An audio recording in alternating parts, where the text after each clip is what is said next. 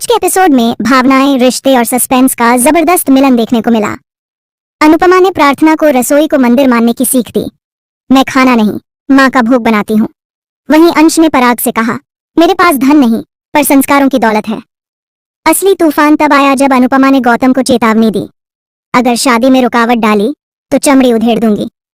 Episode की शुरुआत में अनुपमा प्रार्थना को किचन में लेकर जाती है और मुस्कुराते हुए कहती है, ये मेरे लिए अन्नपूर्णा देवी का मंदिर है। मैं यहाँ खाना नहीं बनाती बल्कि माँ के लिए भोग बनाती हूँ। शायद इसीलिए सबको मेरे हाथ का खाना पसंद आता है। फिर वह प्रार्थना को समझाती है कि जब हम बड़ों की सीख को अपनाते हैं तो जीवन की राह आसान हो जाती है। यही परंपरा हम आगे की पीढ़ी को सौंपते हैं। प्रार्थना कहती है कि वह बा और अनुपमा दोनों से सीखने की हर संभव कोशिश करेगी।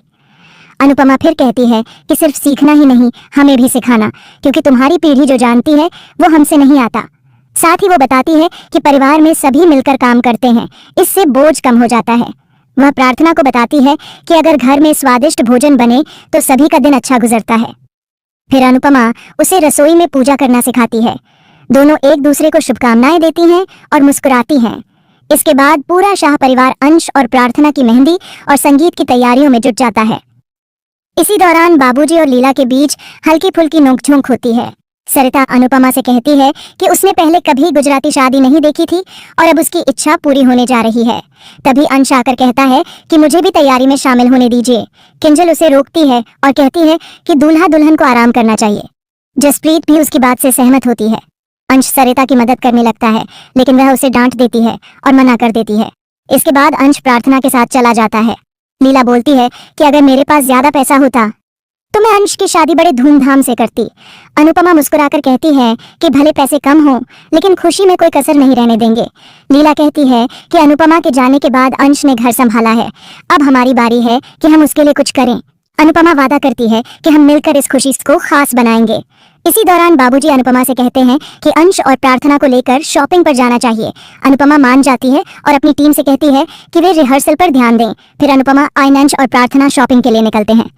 तीनों रास्ते में मजाक करते हुए लौट रहे होते हैं, तभी पराग की गाड़ी सामने आ जाती है। पराग के साथ राही, माही और ख्याति भी उतरते हैं। अंश पराग के पैर छूता है लेकिन पराग आशीर्वाद नहीं देता। अंश कहता है कि मुझे पता है आप क्या सोच रहे हैं, मैं उतना अमीर नहीं हूँ लेकिन अनु माँ से मैंने अच्छे संस्कार पाए हैं। मैं वादा करता हूँ कि आपकी बेटी को कभी दुख नहीं दूंगा। मैं आपको सर कह रहा हूँ लेकिन उम्मीद है एक दिन आप मुझे बेटा कहेंगे। फिर वह राही से मिलता है। राही उसे शादी की बधाई देती है। प्रार्थना राही से कहती है कि जब मैं तकलीफ में थी तुम मेरे साथ थी, तो अब जब मैं खुश हूँ क्या तब साथ नहीं दोगी? अंश कहता है कि बहनों की जगह कोई नहीं ले सकता और यह भाई तुम्हारा इंतजार करेगा। ख्याति कहती है चलो अब चलते हैं। जैसे ही वे जाने लगते हैं प्रार्थना का पैर फिसलता है, लेकिन अंश उसे संभाल लेता है और उसका पैर पकड़कर देखता है। पराग यह सब देख रहा होता है। अनुपमा पराग को देख लेती है लेकिन वो वहां से चला जाता है। दूसरी ओर पाखी ईशानी से कहती है कि सबकी शादी हो गई लेकिन तू अब भी अकेली घूम रही है। पाखी ताना मारती है कि तुमने मेरी बात नहीं मानी और आज भी किसी अमीर लड़के से शादी नहीं हुई। ईशानी मानती है कि उससे गलती हुई।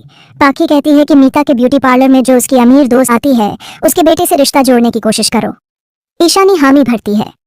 तभी जसप्रीत और दीपा वहां आती हैं और कहती हैं कि उन्हें कुछ सामान चाहिए। पाखी व्यंग्य करती है कि बाबूजी ने घर को धर्मशाला बना दिया है। जसप्रीत जवाब देती है कि धर्मशालाओं में सफाई होती है। पाखी कहती है कि फिर तुम वहीं चली जाओ। जसप्रीत कहती है कि बाबूजी की इजाजत से हम यहाँ हैं और तुम्हारे जैसे लोगों की बातों से हमें फर्क नहीं पड़ता। वह यह भी कहती है कि तुम अपनी चालाकियों पर ध्यान दो। पाखी चौंक जाती है। तभी जसप्रीत पाखी के पास महंगे प्रोडक्ट देखती है और पूछती है कि ये तुम्हारे पास कैसे आए? पाखी जवाब देती है कि ये महंगे चीजें हैं, नजर मत लगाओ। जसप्रीत कहती है कि तुम्हारी औकात नहीं है, फिर यह सब तुम्हारे पास कैसे? पाखी गुस्सा हो जाती है और दोनों में बहस होती है। जसप्रीत वहां से चली जाती है। दूसरी ओर अंश और प्रार्थना अपने संगीत और मेहंदी का बोर्ड देखते हैं। अंश उम्मीद करता है कि कोठारी परिवार इस फंक्शन में शामिल होगा। प्रार्थना भी चाहती है कि दोनों परिवारों के रिश्ते सुधर जाएं। तभी सरिता अपनी कमर में दर्द की शिकायत करती है। जसप्रीत पूछती है कि तुमने डांस भी नहीं किया, फिर दर्द कैसे? सरिता कहती है कि मैनेजर बनना आसान नहीं होता, जिम्मेदारियां भारी होती हैं। अनुपमा सरिता की बात का समर्थन करती है।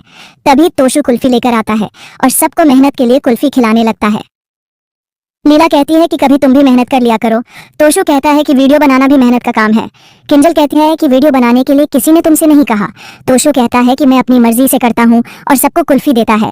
फिर सरिता गलती से अंश और प्रार्थना के मेहंदी वाले सरप्राइज का जिक्र कर देती है तो जसप्रीत उसे डांट देती है। बाद में जसप्रीत अनुपमा को बताती है कि उनकी रिहर्सल सही नहीं हो पा रही। अनुपमा कहती है कि रिहर्सल जरूरी है और वह अगली सुबह ऑर्गेनाइजर से बात करेगी।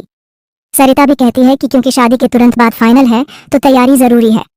तोशु पूछता है कि फाइनल के लिए कोई रणनीति बनाई है या नहीं। सरिता कुछ कहने ही लगती है कि जसप्रीत उसे रोक देती है और डांटती है। सरिता माफी मांगती है। लीला अनुपमा से पूछती है कि क्या फाइनल के बाद तुम चली जाओगी, क्या तुम रुक नहीं सकती। अनुपमा चुप हो जाती है। अंश, किंजल और प्रार्थना भी उसे रुकने के लिए कहते हैं। पाखी सोचती है कि अब तक मम्मी नहीं थी तो सब आसान था, लेकिन अब अगर वह रुक गई तो सब बिगड़ जाएगा। तोशु सोचता है कि मम्मी मना कर दे तो अच्छा होगा। बाबूजी अनुपमा से कहते हैं कि इस उम्र में भी हम यही चाहते हैं कि परिवार एक साथ रहे। किंजल और अंश फिर से अनुरोध करते हैं कि अनुपमा रुक जाए, लेकिन अनुपमा कोई बहाना बनाकर बात टाल देती है और कमरे में चली जाती है। जब अनुपमा दरवाजा बंद कर रही होती है तो उसे अजीब महसूस होता है, जैसे कोई उसे देख रहा हो। तभी संगीत वाले बोर्ड पर कीचड़ से भरी बॉल आकर लगती है। अनुपमा चौंक जाती है। वह बाहर निकलकर देखती है और सोचती है कि इतनी रात को बच्चे तो नहीं खेलते। उसे शक होता है कि यह जानबूझकर किया गया है। दूसरी ओर गौतम छुपकर अनुपमा को देख रहा होता है और सोचता है कि वह मेहंदी संगीत में खलल डालेगा। अनुपमा डर जाती है और दरवाजा बंद कर लेती है, लेकिन उसी वक्त गौतम के पास कीचड़ से भरी बॉल्स फेंकी जाती है। वह इधर उधर देखने लगता है, लेकिन बॉल्स उस पर गिरती रहती हैं। गौतम घबरा जाता है। तभी अनुपमा वहां पहुंचती है। गौतम उसे देखकर डर जाता है। अनुपमा गुस्से में कहती है, तुमने घर में रहना तो सीख लिया, लेकिन अपनी औकात में रहना आज तक नहीं सीखा। वह उसे थप्पड़ दिखाते हुए कहती है, मेरी थप्पड़ तुम पहले भी खा चुके हो, लेकिन कुछ लोग लातों के भूत होते हैं जो एक थप्पड़ से नहीं सुधरते। गौतम चुप रह जाता है। अनुपमा धमकी देती है, अगर तुमने अंश और प्रार्थना की शादी में कोई रुकावट डाली तो मैं तुम्हें ऐसी सजा दूंगी कि चमड़ी उधेड़ दूंगी। इसी के साथ एपिसोड समाप्त होता है।